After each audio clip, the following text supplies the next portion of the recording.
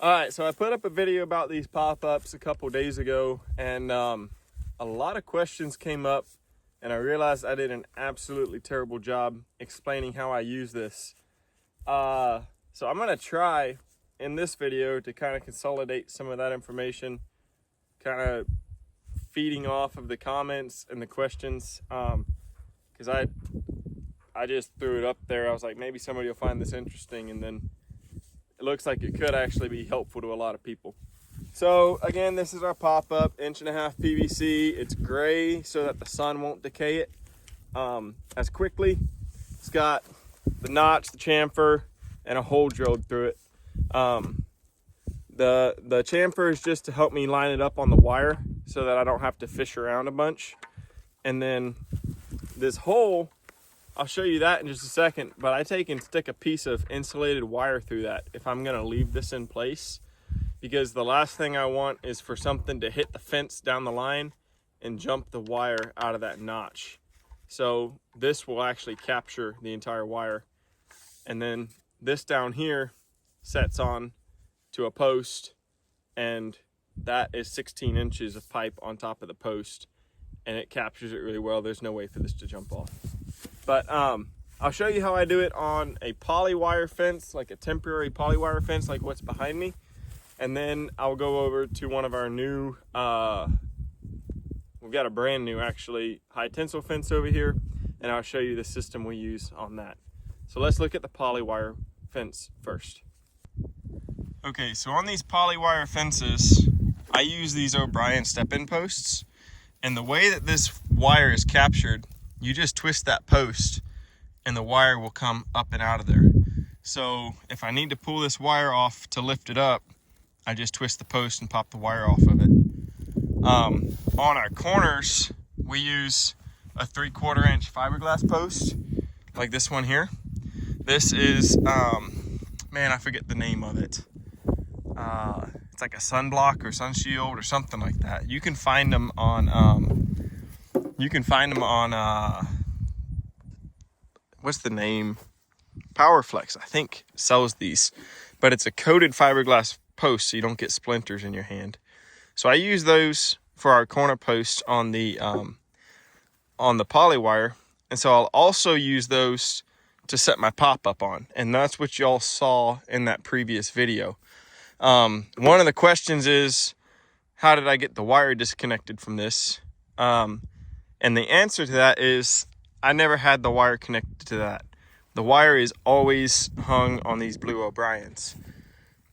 The reason I did the fiberglass post is these O'Briens have a lot of flex to them. So if I put the pop-up on there, which you can do, it'll flex sometimes. And I don't like that a lot. Any movement near where you're trying to get callus to go is typically not a good thing. So I put in the rigid 3/4 inch just to hold the pop-up. So I'll show you how I do that right now. Okay, so the two options are these fence posts. I usually put them in every 75 to 100 feet. So typically what I do is I go to about the 30-foot mark between two of these, and I just put in my fiberglass post and put the pop-up on it. But because I'm sitting right here, what I'm going to do is I'm actually just going to pop this one out, and now I've got, this is about 100 feet behind me. So this wire is now slack. It's hung between 100 feet of posts. So what I'm going to do is I just throw this in about 6 inches off the side of that wire,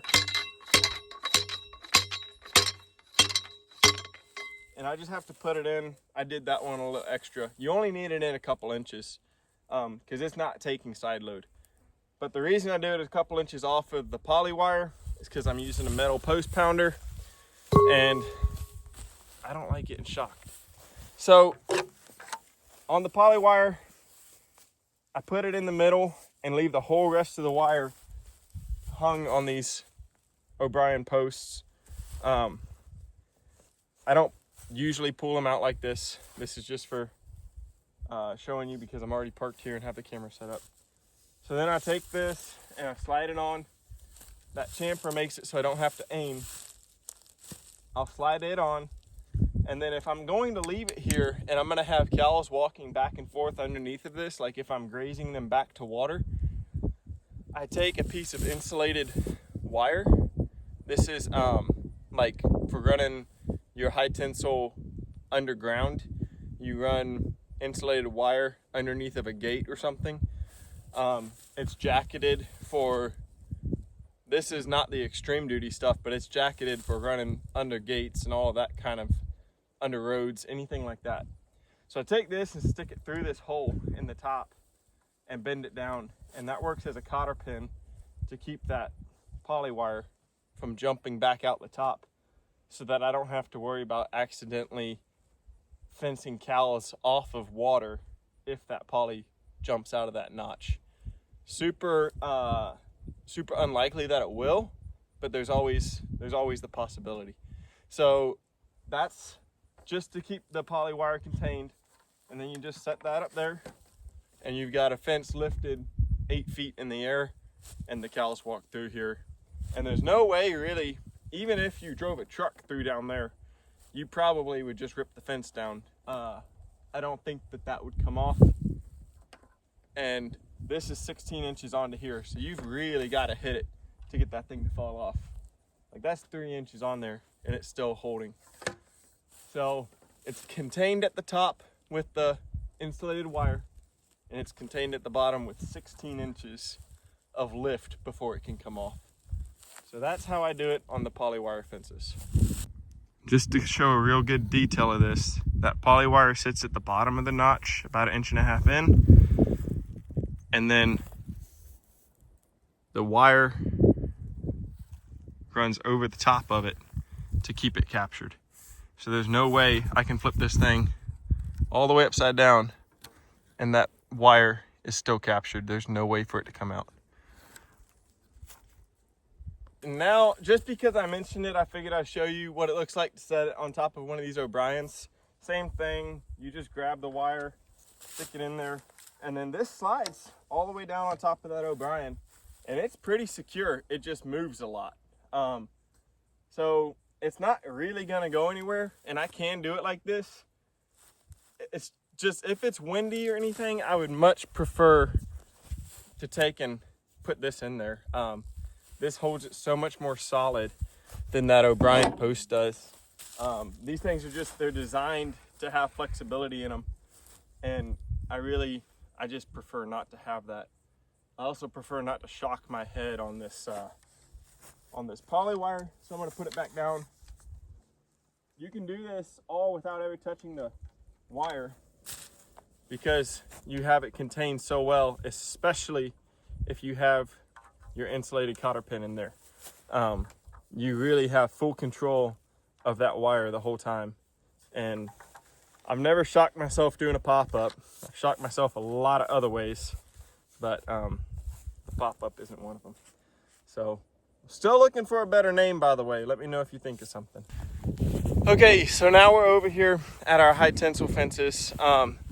These are the ones that we built just a couple weeks ago. I put a video up about. This fence is fault-free. There's no real way for it to short out.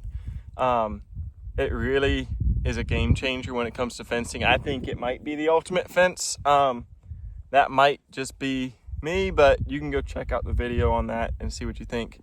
But this is our high tensile permanent fence. This is carrying, well, right now it's a little bit down. It's like 6,000 or 7,000 volts, but we build these, we can do almost 7,000 feet in a day with 2 guys, which is pretty good when you have a lot of fence to do. So we have a fiberglass post down here. That is a 32-inch tall post. And then this poly sleeve is not permanently connected to that post. So our wire is permanently affixed with a cotter pin. That's not twisted down around it, it should be, but I'm not gonna do it while it's hot. Like I said, I hate getting shocked. But it's permanently connected to this orange insulator. It's not permanently connected to the fiberglass post. So that's where the pop-up really comes into play. So why the pop-up works so good for me is because every single one of these posts has a removable top on it. So I don't have to put an extra post in. I could put one of those little white fiberglass posts halfway between and do it the same way I do for the poly fences. But because I have these, I just set my pop-up right on top of this. So I'll show you that real quick. Okay, so I definitely could come in here, and these fence posts are 100 feet apart. So I could go to 50 feet and put one of those 3/4 inch fiberglass posts in and set this on it the same way I do for moving the cows through the polywire. But there's no real reason to with this design. I just come up and I stick this on, and then while I have it right here, I'll go ahead and stick my cotter pin in there and fold it over. And now I have complete control. That's captured on there. I'll just pick it up and drop it down on there just like this. And it picks it up for 100 foot that way, and it picks it up for 100 foot that way.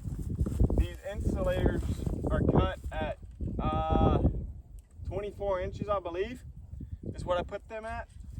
And they have a natural bend to them because they're used to being in a coil, and they always want to go back to that, even sitting in the heat. So if you have a natural bend and an 1.25 inch piece of fiberglass down here, there's enough friction on this insulator to keep it from coming off of those posts. I just picked this up to 8 feet probably to set it on here. Now it's sitting at about 6, and the one 100 foot away is still seated completely on top of its post. You don't have the whole thing coming off and dropping down. Also, I've never had cattle run under these and lift them off either. I'm sure it could possibly happen if the cow ran right beside like the post and lifted it up, but typically that's more of a side load than a vertical, and so these always stay on. But this is how I use the pop-ups on our high tensile fences. These high tensile fences are not like any you've seen before. They're done completely different. We really put a lot of thought and a lot of design into how we do these so that we will never have faults. There's only 1 or 2 ways that it could ever possibly have a fault, and the likelihood, the probability of that is so low. So yeah, this is the pop-up on the high tensile.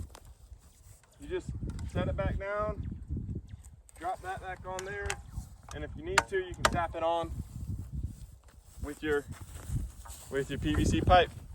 But these things, for the price, get that on there. For the price of this, it is an absolute game changer. You can make any one of these things a post, any one of these posts, you can make a gate. So I can move cows at any point along my fence line. I don't have to walk them 200 yards to the nearest gate, or a 1/4 mile in some of our instances. We can just pop them right up and move them through. The other thing too is you get calves that go on the wrong side and then don't want to come back, or if you get a cow that accidentally gets on the wrong side and wants to come back, you don't have to walk it all the way to the other side of the pasture to go through a gate. I literally have done this so many times. I'll just walk up and pick this up by hand just like that, and the cow will walk right back through. It saves so much time, and the design of this high tensile fence especially, we don't have to worry about it shorting out or falling off or any of that kind of thing. It makes it so much simpler, and really takes the fence work out of intensive and rotational and amp or whatever else we want to call it grazing. If you're going to graze at scale, I think this tool is going to be a game changer for you. I hope it is, and I hope this adds value. If it does, let me know. If you think of another name for this, let me know. If you need any questions answered, leave them in the comments. I don't know much. I try to learn from other people. This wasn't my idea. This has been around for forever. I just hope that seeing it up here on YouTube will help it kind of become known to a lot more people that wouldn't know it. Well, this stuff was kind of our idea, but check out the other videos if you're in the market for electric fencing. Maybe you consider building it like this. I think it's great. I hope that it adds value to you guys, and I hope that it saves a lot of time in the pasture. So thanks for listening to me ramble.